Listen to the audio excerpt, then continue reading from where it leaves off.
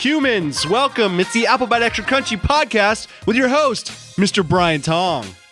What's up, everybody? What's up? Welcome to the show. It is, believe it or not, episode 98 on the Byte Extra Crunchy, our of complimentary piece to our weekly show. Yo, Beecham, 98, bro. 98. We're getting close. We're getting close to 100.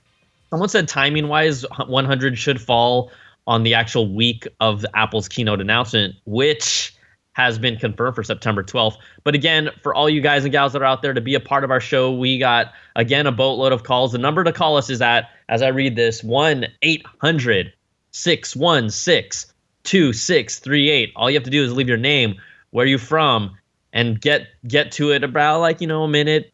If you have a good point, we'll let you go a little longer. But we had a couple people that were clearly pushing the boundaries. Yes. That were unacceptable. Taking liberties, I like to say. They're taking liberties. All right, so we wanted to jump off in the show. We have a special guest today. You've heard him, the man, the myth, the legend. Senior editor Scott Stein covers really all things Apple, all things everything at CNET. Scott, welcome to the show. Hey, thank you for the intro. That is very ambitious sounding. I'm glad to be here. Well, ambitious, I mean myth. I think that's accurate.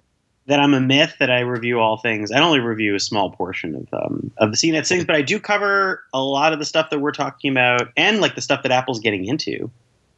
Is that why we have you on the show typically after keynotes or once in a while because it's related to Apple? Does that make sense? I guess so. Absolutely. Anyway, absolutely. All right, so everyone, we wanted to jump into this and talk about it. Apple sent out their official announcement for September the 12th. This is something that's been rumored. I think what's exciting, Scott, is you're going to be going to the event, but this is the first time they're going to hold it at the Steve Jobs Theater. Yes, Apple Park. This is our entrance to Apple Park, which sounds like we're going to get like wristbands and get to go on rides and stuff. It's the new campus, and except for a few behind the scenes peaks, no one's gone in. In fact, it was not even, some people thought it wouldn't even be there. It was very up in the air about that. I felt like it would be because, 10th anniversary of the iPhone or the 10th year anniversary edition, they want it to be there. And so it is. And so that'll be as much of a character in this as anything.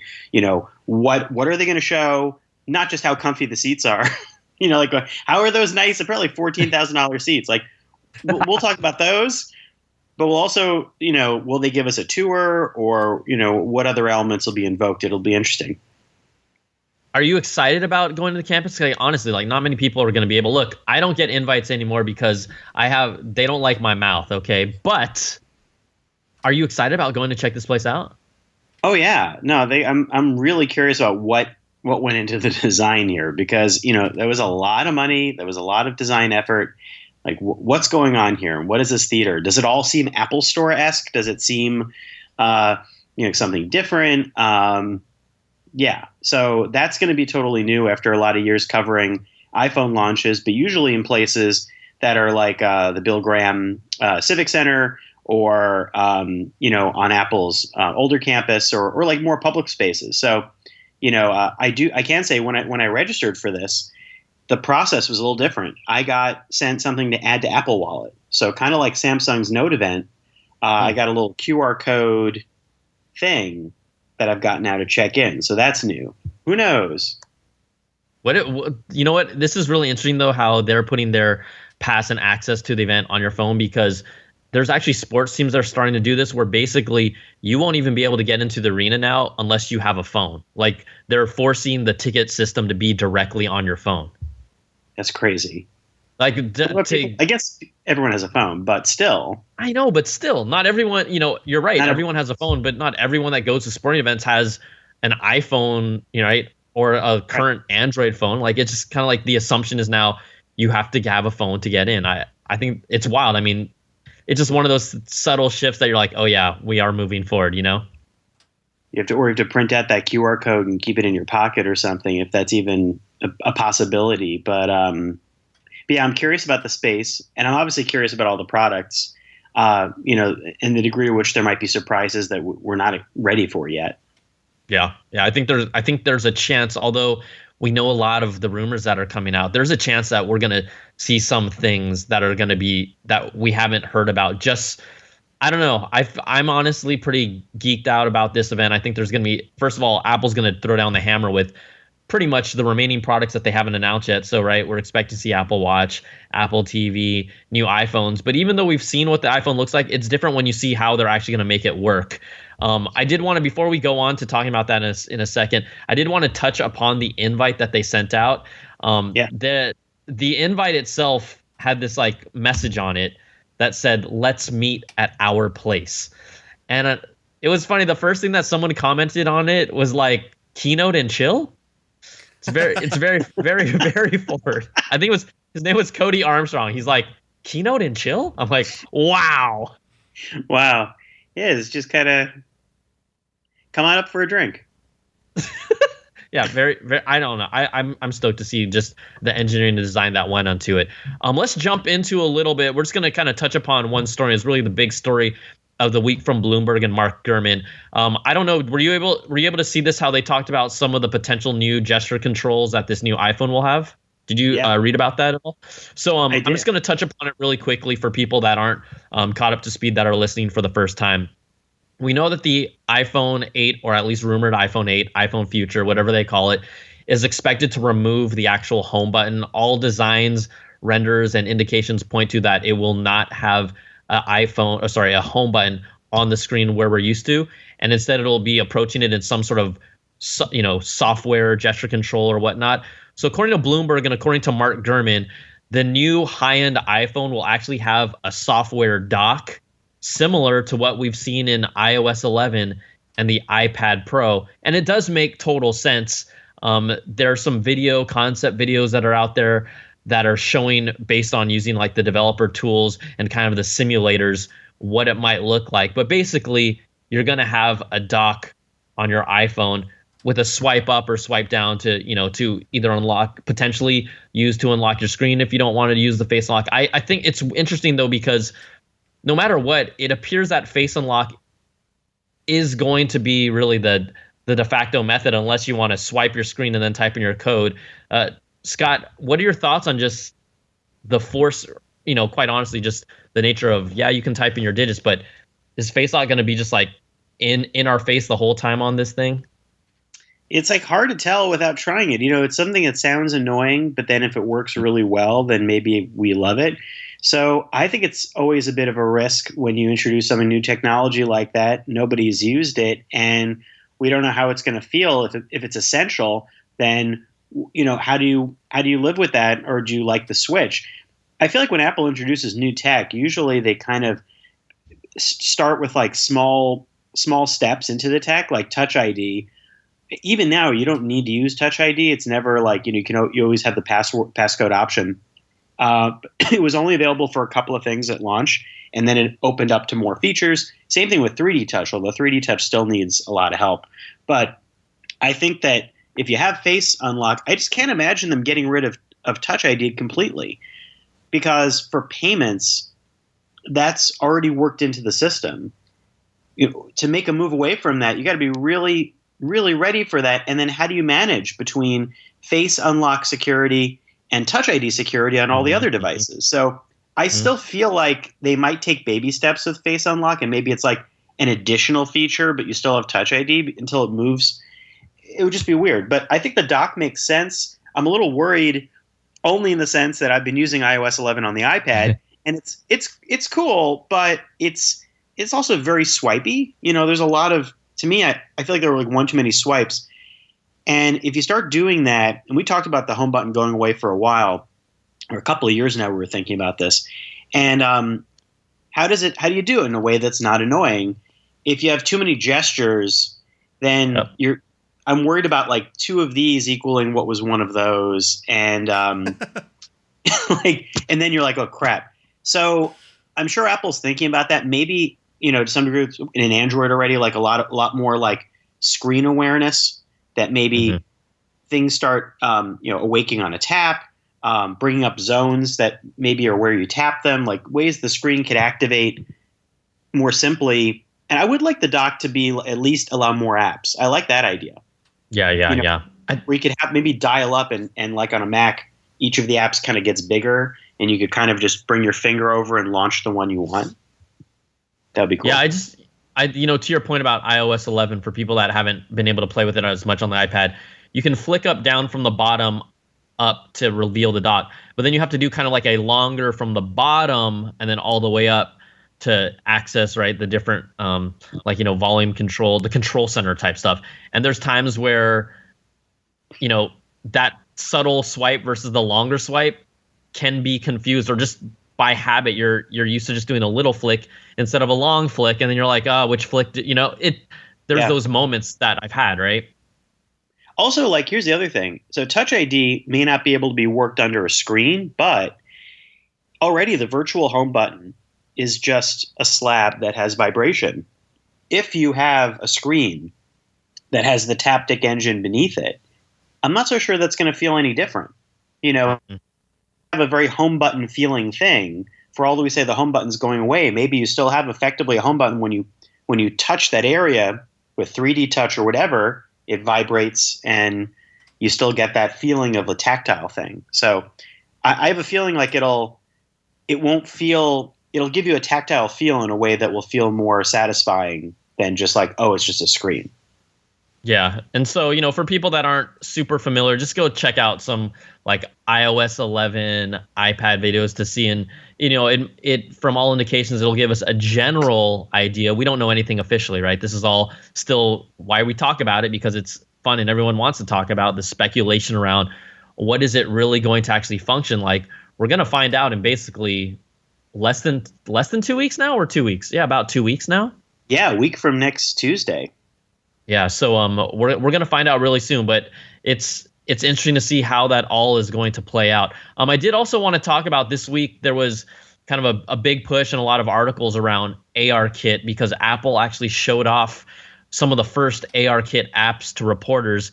Scott, you were one of those people, and so I kind of wanted to have you talk about which of the apps you actually got to see and what was your experience. We saw ARKit demoed for the first time at WWDC in a very rudimentary, just like furniture light pieces, but you saw some more stuff. What did you actually see?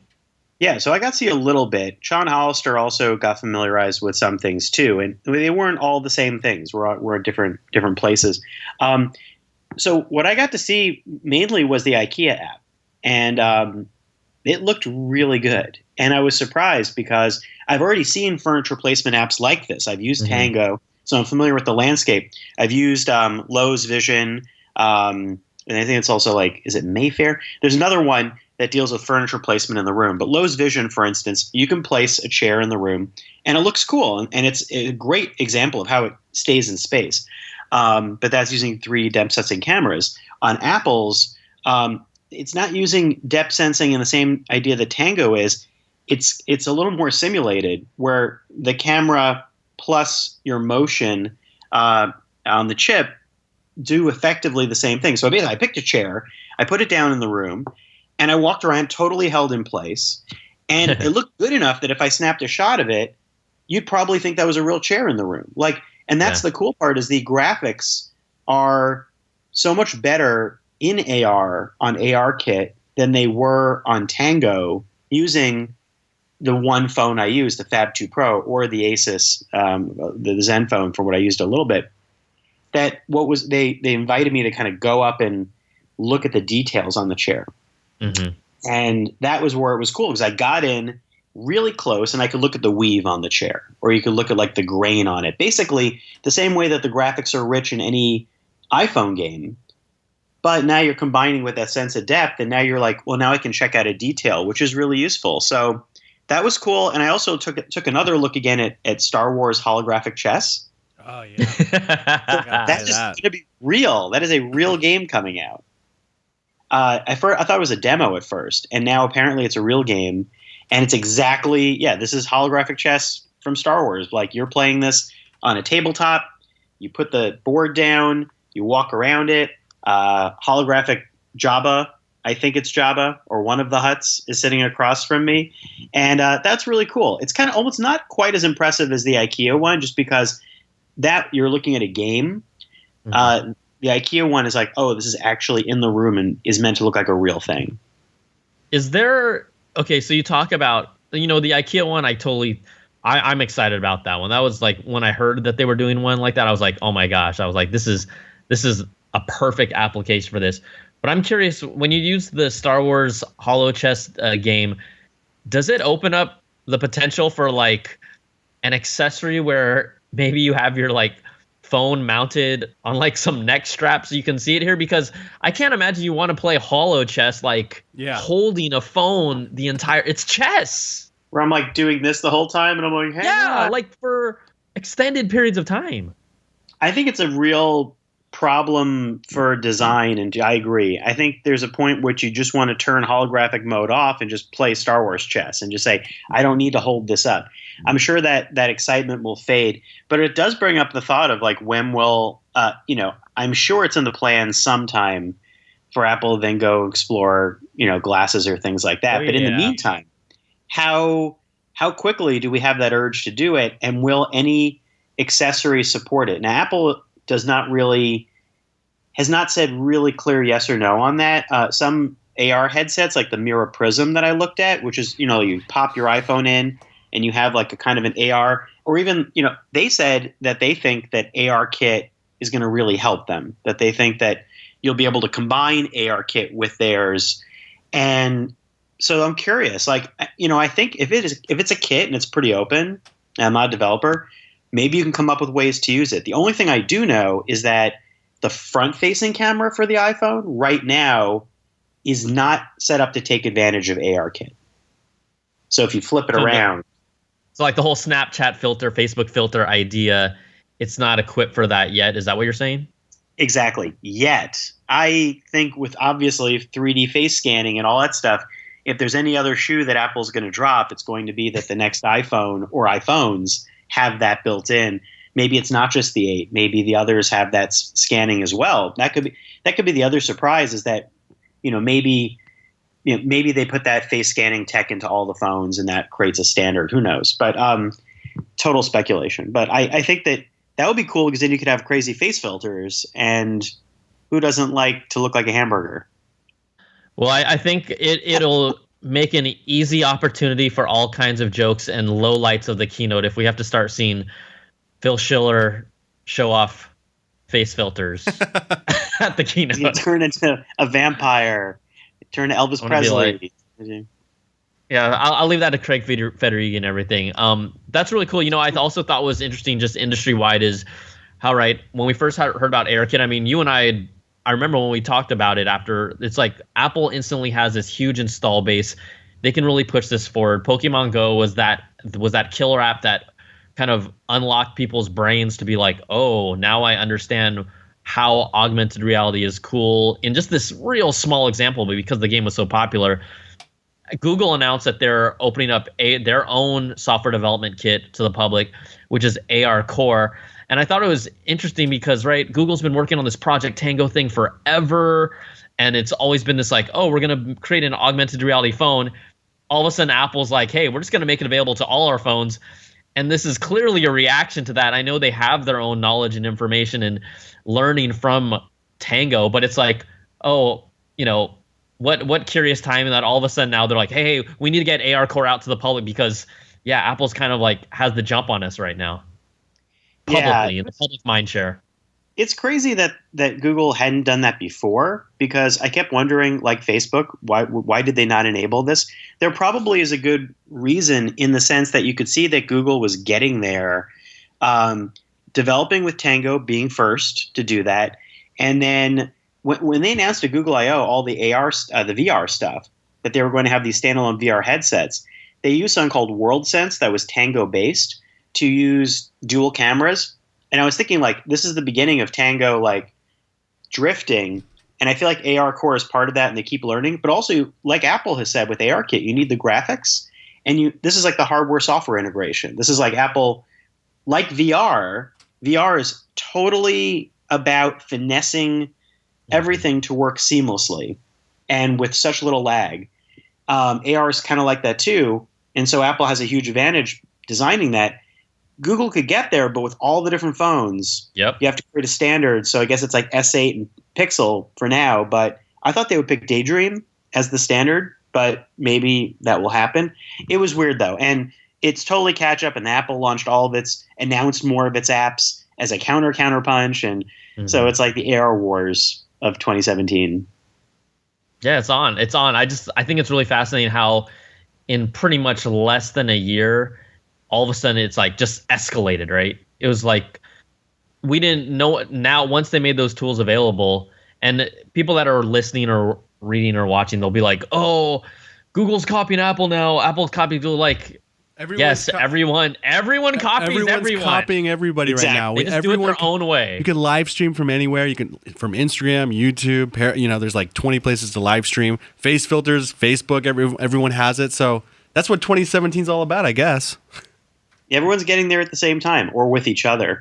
And then the other part that I think is interesting about AR is that it's kind of the beginning of a lot of other things. I don't think it's just AR. I think this is about the age of super smart cameras. So we see like with Samsung and Bixby, or the promise of Bixby, or Google Lens, the ability to like recognize things and tell you what they are and help you and assist you. I think that Apple's going to get into that a lot more too. And basically with computer vision, the smarter cameras are at analyzing stuff, the more you can do augmented reality. But you can also do other weird things. Once those cameras, it's like it's basically autonomous vehicles and drones and anything where the camera is used to navigate. I wonder if Apple's basically going to be using its next gen cameras on the iPhone as the first step towards that. Basically, it's not that far away from the idea of assisted autonomous camera systems, or if you could have it, Apple's into accessibility. Maybe it would help be an all-seeing eye to recognize things or help with things. Maybe there's more to that phone camera and what it does than just the AR. Well, I think also, when we talk about different philosophies of how Steve Jobs and Tim Cook have approached, being the CEO, I think one of the things that Tim Cook has really tried to emphasize is the fact that like he's trying to make, for example, his Apple Watch push. It wasn't like, oh, part of it is, yeah, sure, we want to make a cool watch, but I think he was really more locked into like focusing on the health aspects, how this can change the medical field. Those are kind of the way that he focused. I think Steve Jobs, not that he wouldn't care about those things, would probably been more focused on let's make a really cool watch that you can do cool things with that changes your life, where Tim Cook has taken the approach of let's make this watch something that could potentially revolutionize the health industry, and improve people's lives. And I think that when you talk about the camera approach and AR approach and accessibility and services, I wouldn't be surprised if, he sees it in those similar ways. Yes, there's games applications, but in his brain, it's more like we want this to go beyond just fun. We want this to like change people's lives. There are even indications in the some of that firmware that was released around the HomePod of how the camera was able to detect, already have code in there to potentially detect not only just different types of scenes, but very specific items in photos. And it kind of lends kind of another layer to what you're talking about of the age of the potential smart cameras starting to develop, or smart cameras in addition with ARKit. Definitely. I think that's the whole other shoe dropping with AR and those cameras that they're going to talk about. I would expect them to talk about at the show. Yeah, so very, very cool stuff around the AR. I did want to touch upon another point before we roll out with you, Scott. You just did a great story about the AirPods, and I kind of wanted you to talk about just the story and what you wrote about. Yeah, so I was talking with John Falcone at CNET, and we were seeing this MPD report, and it was just based on that report they put out, and we spoke with them about it. And it's just funny because a year ago, I was the meme with the AirPods, and I helped that meme. I helped get that meme. You launched the meme, so we were there. We were at the beginning of that, where you put them in, and everyone's like, "What the hell?" They still look ridiculous on me. So that hasn't helped. I've seen other people wear them better, but they've become a relatively. It's hard to say big success, but they're still really hard to find. We don't know the sales numbers. Yeah. Sorry for people listening that can't see this. We just posted the picture. Okay, continue on, Scott. I look better since then. I feel like I've improved in a year now, so I'll still look ridiculous in them. So you don't know you don't know how many they've sold, but the MPD group does retail tracking. Can you take me seriously with these then? And they said it was like 900,000. They call it totally wireless headphones. So the important thing here is that they're dominating total wireless headphone sales in dollars in the US. Like, so not necessarily units, but the report was that they're the top ones in the market, which you'd kind of expect because there aren't that many players in total wireless is just fully independent wireless headphones. So it's not all Bluetooth headphones, but you got like Bragi and Samsung and others who are in that space. Not a ton yet, because I mean, Beats doesn't have its own. Well, Beats is Apple, but I mean, for instance, they don't have their own fully independent in their brand. But it just points out this has become. You see a lot of people wearing them, or I do. I see a lot of people wearing them now. I think people have gotten into them. I would not surprise me to see Apple launch a new pair of AirPods at this event. Oh, really? You think you might see that? Even if there's a 4-week wait? Even with the 4-week wait? Yes. Everyone thinks I'm crazy. If I'm right, then yay. Yeah, I'll bow down. I'll bow down if you're right. I'm going to put that down. I said to John, I was saying before, I thought there'd be a new Apple Watch. I just think it's one of these products that now it's become iconic for them. It's related to the iPhone and Apple Watch, and to take a whole other year off without a new version seems strange. Plus, there are things you could actually improve. Like, for instance, if they have contactless charging, why not make the case contactless charging? Or one rumor says the case charges the watch or the phone. Maybe you have new colors. Maybe you make these not so long. Or you add better tips. Or you add heart rate tracking. Or the most interesting part would be better wireless connectivity, because Bluetooth 5 has longer range, better throughput. And these go out on me a lot. And I don't know if, I mean, other people too. Mine too. They blip out. Yeah, you blip out and it's really annoying. So what if they build a more reliable one? Maybe the new phones have better Bluetooth, which I would expect, better wireless, and that would be a reason to get them. Maybe they don't come out until just because they are announced at an event, the products don't come out right away. Maybe it's like that, just like in the WWDC thing where the iMac comes out in December, HomePod comes out in December. Maybe these come out in December. And these are hey, Scott, they actually did that last year with the AirPods. Exactly. They didn't come out until December. Unintentionally, or who knows? Yeah, so maybe they come out once again in December, like not immediately. But I just think that they have the market for that lined up, and I just think they're going to want to talk about it or announce something. I agree with you. I don't know if we'll see one yet, because their supply and demand is still has yet to even remotely catch up. So even just from that standpoint, the thing about it is, I think maybe old school, Steve Jobs would have probably pushed for it, but just seeing how Tim Cook operates, it's because he's such a logistical guy, it's obviously they're working on new AirPods behind the scenes, but it's we're still 4-week catch up. We need to close that gap. It'll buy us more time to get the new AirPods right. And then finally, when we've caught up, and finally when we see the numbers, maybe plateauing, then we'll announce the new one. I agree with you. I think the old school psychology of Apple would have been let's put out another one in a year, right? But I think also because of just all these different projects they're doing, it's different. And I kind of lean on how Tim Cook has shown how he operates in the past to be maybe they won't, but if they do, I'll give you all the props, man. It's fun to talk about. AirPod Sport, AirPod Plus, Stop. AirPod Air. They should call them AirPod Airs. Oh, it's so good. The other thing that I wanted to bring up in your story, just because it might have slipped, just to give you an idea, you said, the majority of dollars are being spent on Apple's AirPods. According to the report, 85 cents of every dollar spent this year on the totally wireless earphone category has gone to Apple. 85 cents per dollar. That's huge. Crazy.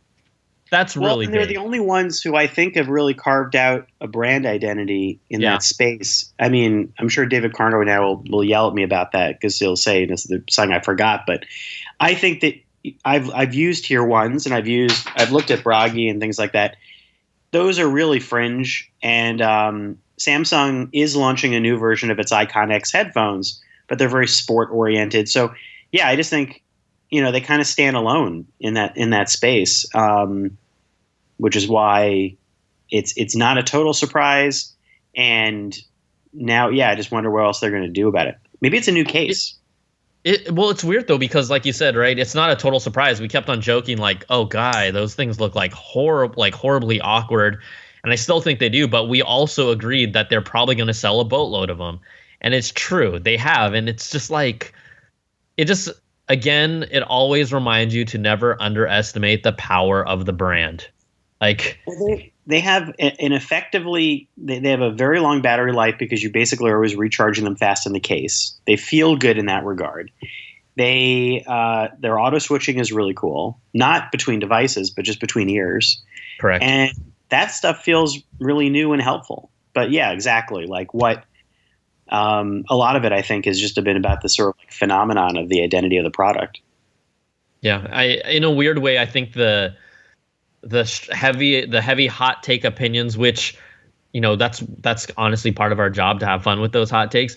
It brought more attention to the category, because I think once you say something bad about it, you're gonna have people on the other side of the coin that are gonna say good things about it, almost like they have to defend any product that Apple puts out as this is the product. And much like phones, people really, for whatever reason, still take it really personally when you talk bad about a brand they care about. I've always found that fascinating, like that they really, based on how they talk, they really take it personally when you just say, oh, this phone isn't as good as this. It's like, really? Like, is it really? Is that how?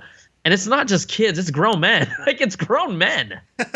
Oh yeah, there's a lot of passion about this stuff. I remember talking to Samsung Gear watch owners who were like super passionate, remembered the reviews, and would like talk about them. And so I was like, that's cool. There's like a following. That's going back to like the original Gear watch, like, or the second generation, like not even recent, 2014.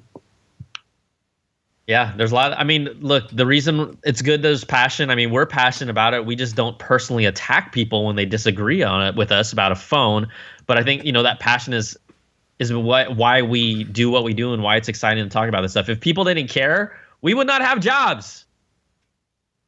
True. I mean, I might have a job somewhere else, like selling pencils, like I've said, but, We would have less exciting jobs. Either this or that. Yeah. So anyway, yeah. Scott, thanks so much for hanging with us. We love talking to you, just a lot of great stuff. And I'm hoping, if you're free, that we can actually talk to you after the keynote, but I know there's a lot of things going on. So we'll try and get you back in here, but thanks a lot, man. That was awesome. No, it'd be great. Thanks. Thanks for having me on, guys. Cool. Both of you, Brian and Steve. Yeah. Thanks. All right. So we'll take a little break. Is that what you want to do, B? Yes. Yeah. We'll take a break, and then Scott, you're free to go, my man. All right. Yes. Go wander Montclair. All right. Thanks, man. Thank you. All right, guys. We're going to take a little break for a second. We'll be right back.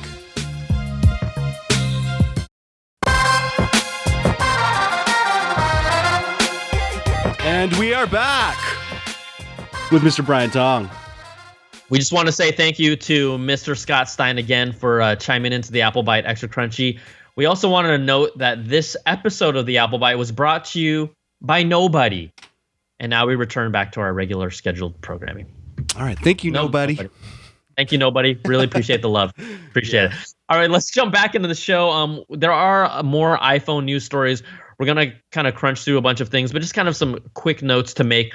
We know that IFA is actually happening in Berlin. This is where a lot of companies other than Apple, right, Samsung, Sony, Huawei, others showcase some of their new goods and announce new products. But coming out from IFA, according to some reports, case makers believe the names of the new iPhones will be iPhone 8, iPhone 8 Plus, and iPhone Edition. Ooh, iPhone Edition. In fact, some of them have actually updated their internal SKUs based on this information to actively start printing packaging with their new third-party cases. This remains to be seen, but that is what the chatter is over at IFA in Berlin. I found that really interesting. I've loved the iPhone Edition.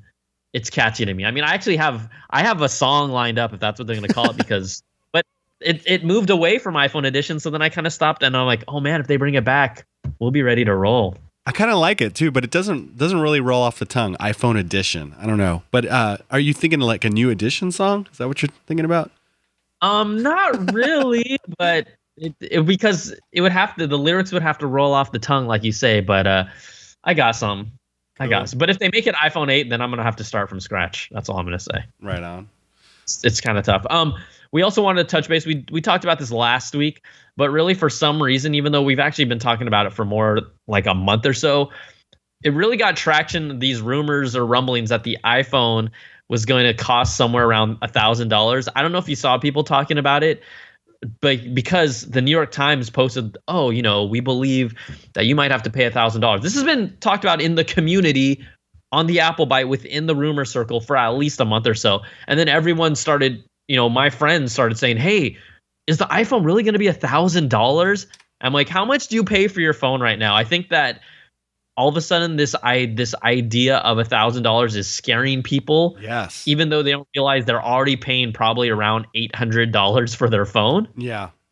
And if you just break that down over payments, yeah, fine, your bill might be $10 more, but I don't think people are going to care. I really don't.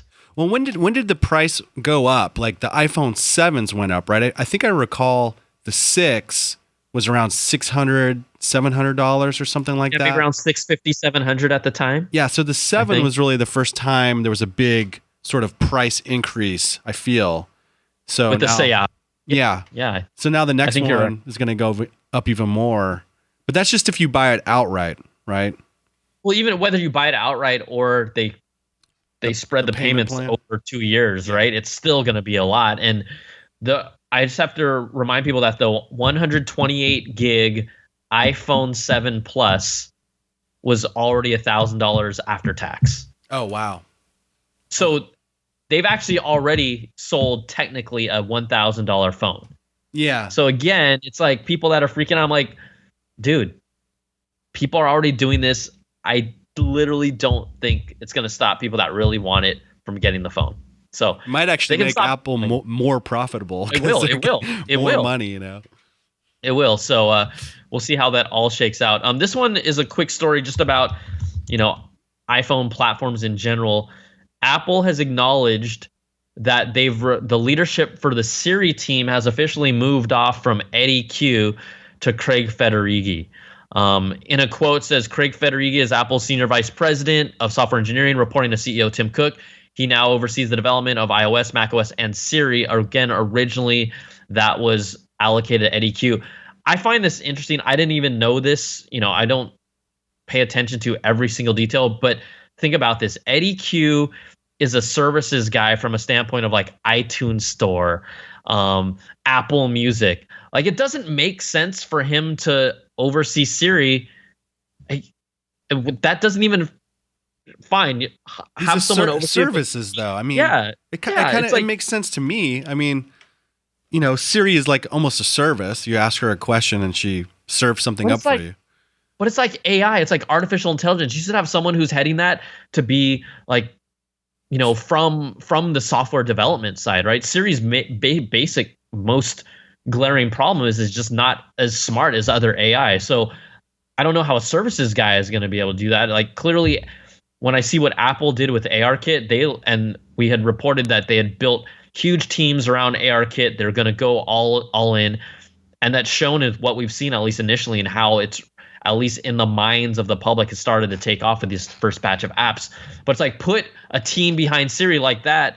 Fine, if they just report to Eddie Q and say, this is what we're doing. I think you need someone specifically on Siri, when it is one of the weaker points of Apple, someone to be a strong person that's going to drive that forward and be like, basically be a jerk about it, right? Like an anal retentive jerk about Siri. Yeah.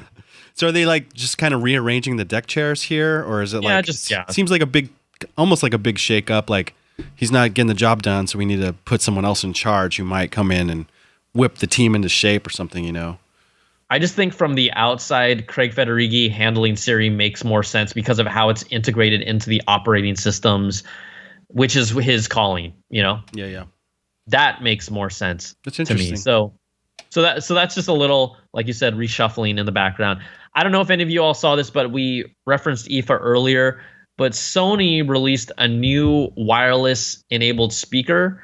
It does not use Siri, but it looks very familiar. I saw this yesterday too. It looks like a HomePod. It's the name. This is where Sony just completely fails. Would you like to hear the name of the product, Mr. Beecham? Sure. It's the LFS50G wireless speaker. That's terrible.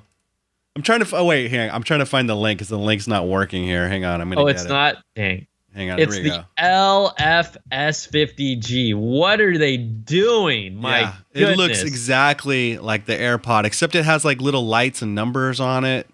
Yeah, it's like the HomePod with a screen. It uses the Google Assistant, so therefore, by default, it's already going to be really good.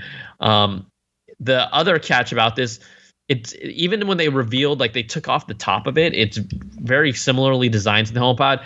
Now, granted, it may not have the same technology to optimize the playback in a room. They didn't really go dig deep in that, but it's there. It looks like a HomePod. It totally looks like a HomePod. It's wrapped in fabric. It's a marshmallow. It comes in black or white. It has a voice assistant. The other big thing about this, different from the HomePod, is they cost $200 a pop. The HomePod costs $350. Oh wow, yeah. So, it looks like another thing that's going to collect a lot of dust. Actually, that fabric on there, man. It's not the greatest design. I think they look cool. I'm not gonna lie, but it looks cool when it's lit up. It does look cool. Hey, wait, let me just rewind this. It does look kind of cool when it's lit up there. I don't even want to buy a HomePod for $350 just to test it out. But I mean, I will. But it's like, dude, $350? Yeah, that's too much money, man. I mean, bro, too much cash. Some people complain when we say, bro. I'm not gonna listen to the show because people say, bro. Sorry. All right, Apple TV news. We talked about the early window pricing for movies that Apple was trying to negotiate with studios last week. At the end of that week, after our show ended, a news story popped out. So if you haven't read this, we're going to kind of cover over some of the details. But now, in anticipation for Apple releasing the new Apple TV 4K model at the new keynote that is expected to happen on September the 12th, Apple is going back and forth with movie studios about pricing 4K movies. So this is a report from the Wall Street Journal. And what's happening here is Apple is basically saying, we want to charge $19.99 for 4K movies, 4K versions of movies when they launch on the iTunes store. The trick about that is that typically a majority of at least the blockbuster movies retail for $19.99 on Apple's iTunes store. Now, the studios want to charge $25 to $30 for a 4K movie because they associate a premium with a higher quality, higher fidelity for that movie, which makes sense as well. In the Wall Street Journal report, one of the sources inside dealing with Apple was quoted as basically saying, I don't tell Apple how much to price their iPads. Oh. So they should, right?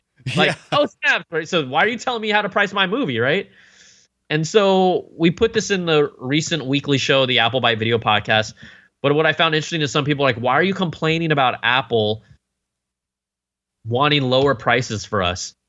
But here, I'm not complaining about that aspect, but this is, again, where Apple thinks they hold the power. And right now, especially with the movie studios and TV studios, they just don't. So remember, Apple wanted to create a skinny TV subscription service earlier, and they demanded it would be like a $30 package with these channels.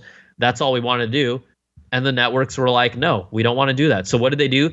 They made an agreement with every other partner, from Sony to Sling to YouTube to Hulu. Those companies and those groups are now making money from a TV streaming service, one that Apple wasn't willing to negotiate with them because guess what? They're like, we don't need you. And I think the same thing is happening here. You can buy 4K movies from platforms like Vudu.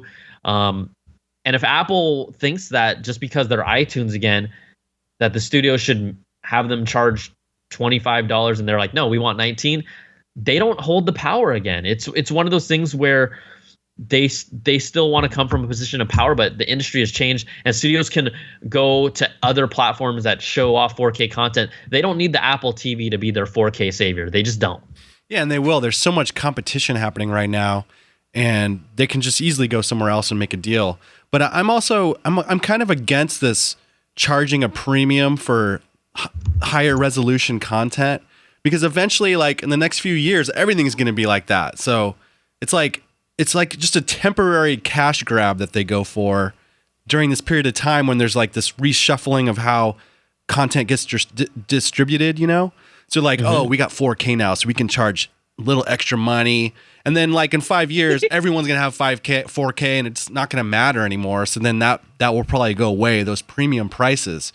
So I just think it's just a cash grab. I don't like it. I don't like premium, extra cost for premium content.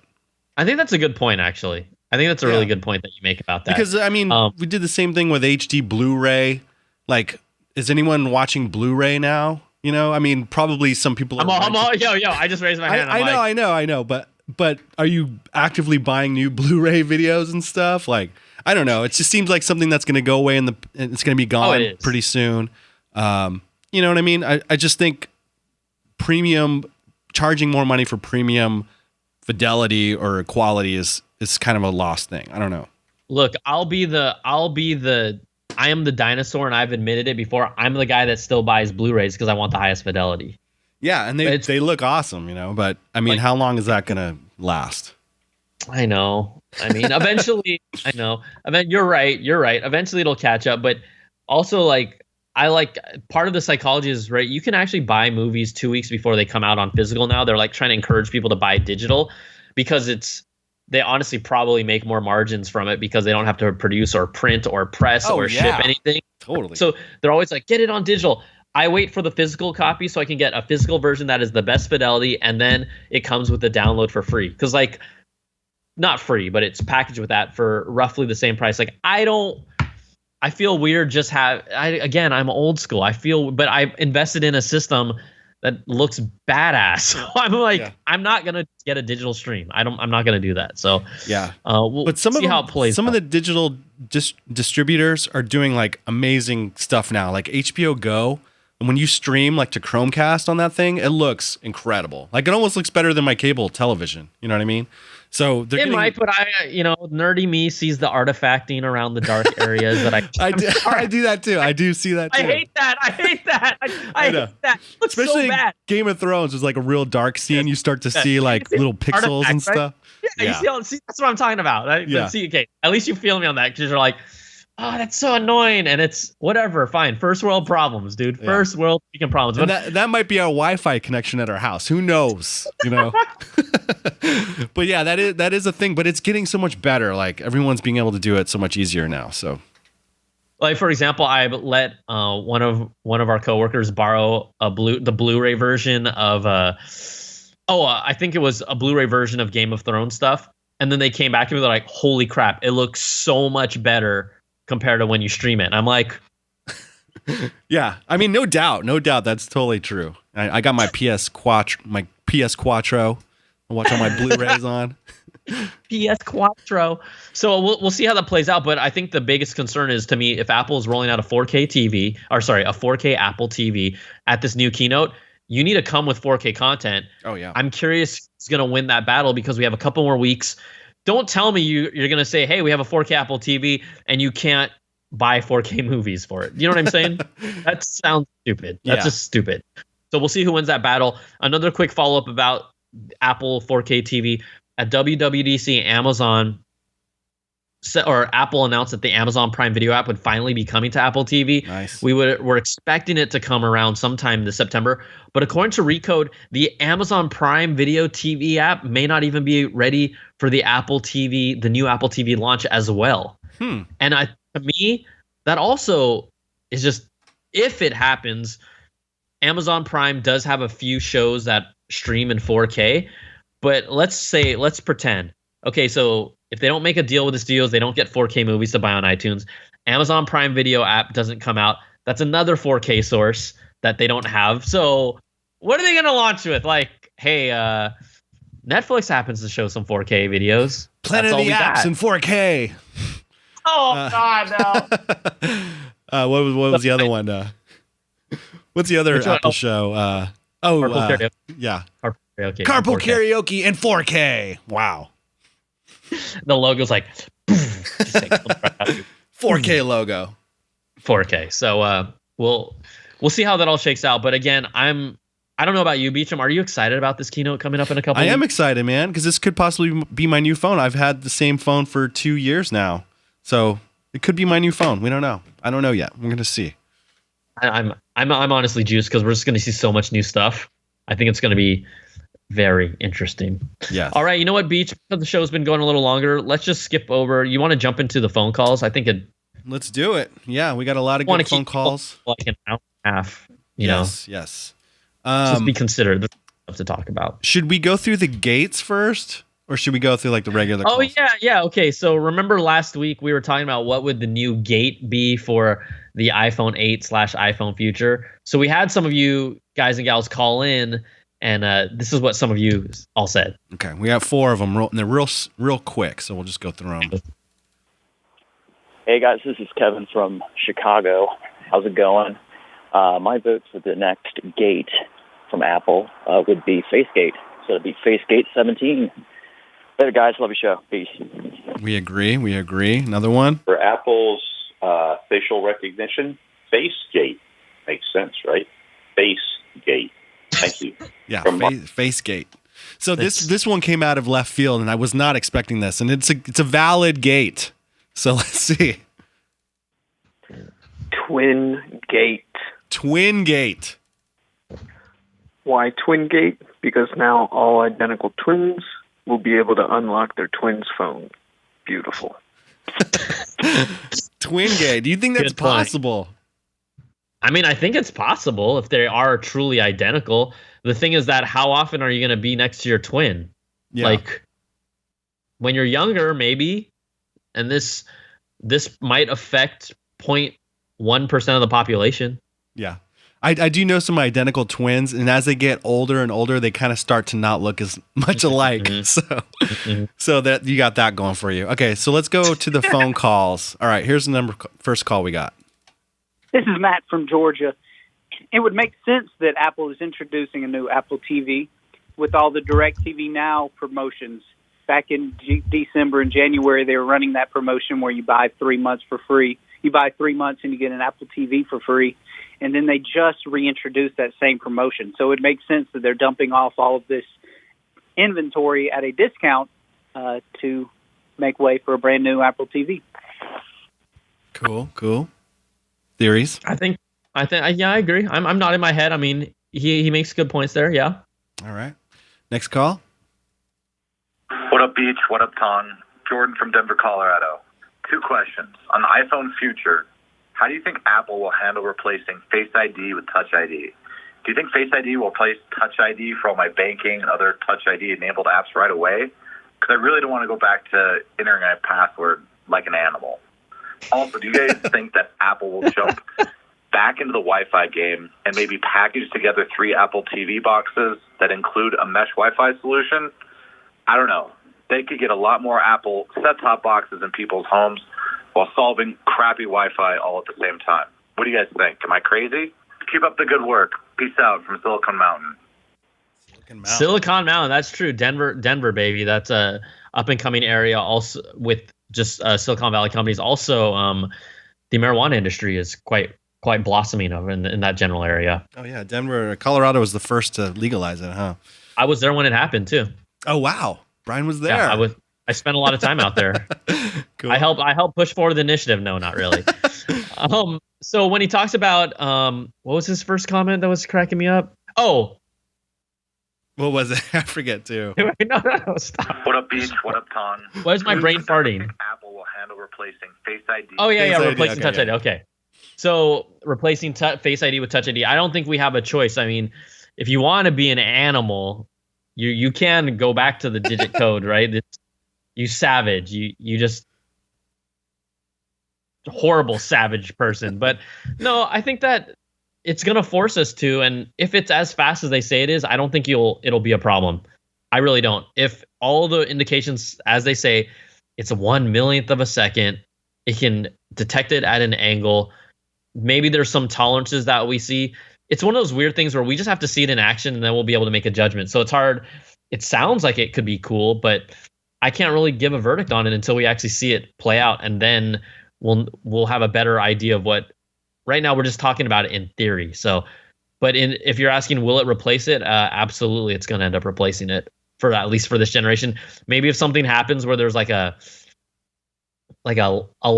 people lash back at it, that they might tweak it in the next phone, but we'll see. It's probably the most fascinating feature of the phone to me of how it's going to play out. And what about the wireless stuff he's talking about, having a set-top box, wireless box in everyone's home? Do you think that's going to happen? Well, I think that if Apple has seen how powerful a brand they are, they should stay in the Wi-Fi game. I think we've talked about it on the show multiple times that they're all indications that Apple was no longer going to build Wi-Fi routers. And people are like, what? A mesh network solution is really where it's at. It's where the entire industry is going. So it would be nice, but I don't think it would just, again, make them have another thing to focus on. And in a weird way, if they have to not do a mesh network solution, and I know, like you're saying, integrate it with an Apple TV, we've been talking about that idea probably for 2 or 3 years. I don't know if they're going to do it, but maybe that's a surprise we'll see there. They could surprise us, but I don't see them. We got one more thing, or whatever they got to say. Maybe, that would be cool. Again, I love what you're thinking, but there's no indication that they're actually doing that now. So, all right. We got 2 more, and they're pretty short, so let's check them out. Hey, Beach and Tong, this is Brian from New Orleans. Quick question. Is this the end of the lock screen photo? I know that's a minuscule fact compared to all the technology that we're about to get, but I don't know about y'all. I personally like having my lock screen photo. Something special to me there. So just wanted to hear y'all opinion on that and, what might replace the lock screen photo.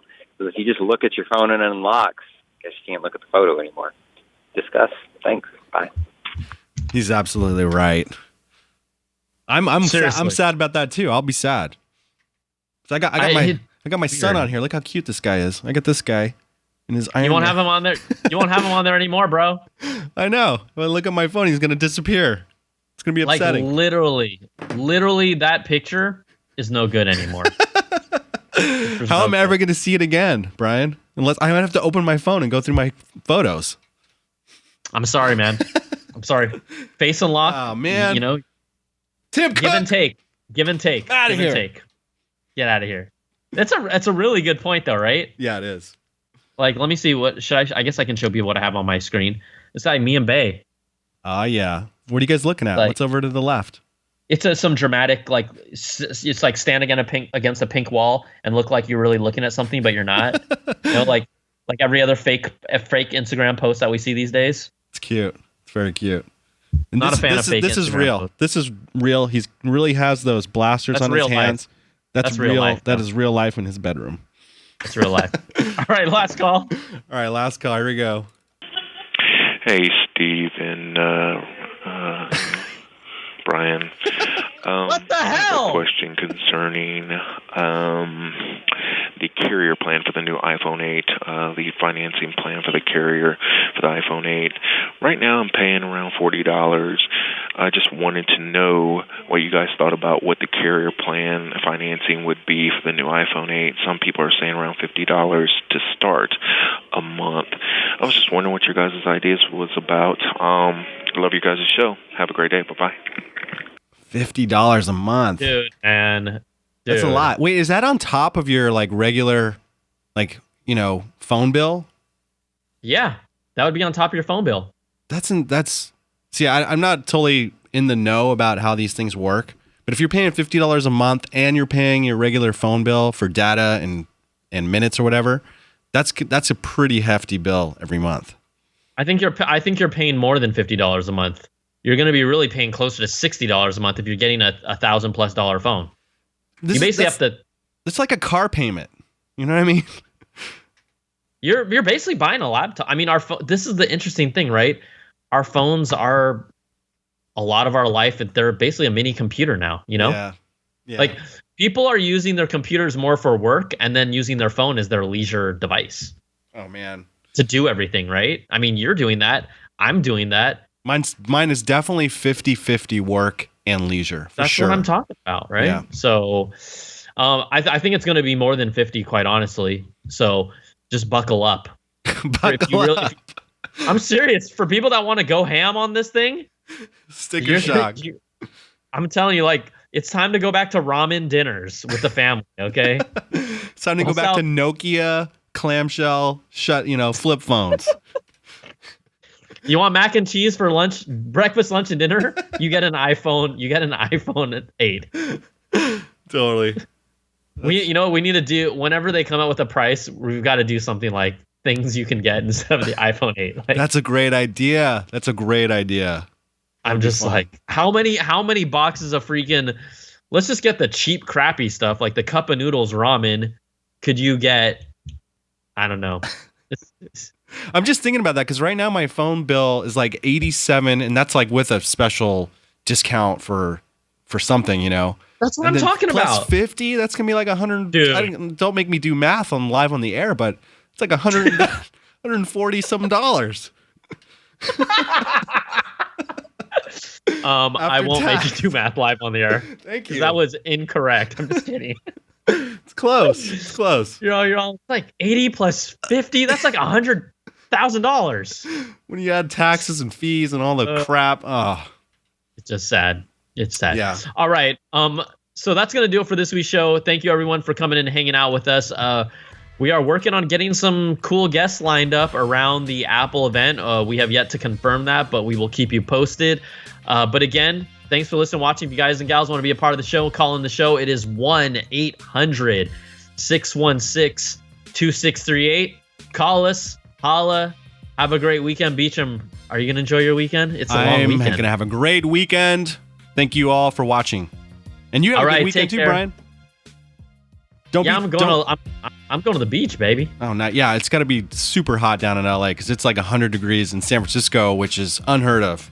Wait, are you dead serious? It's like in the 90s here, man. It's really hot. Wow. All right. We'll talk about weather off air. Yeah. All right. Take care, everybody. Be safe. Peace.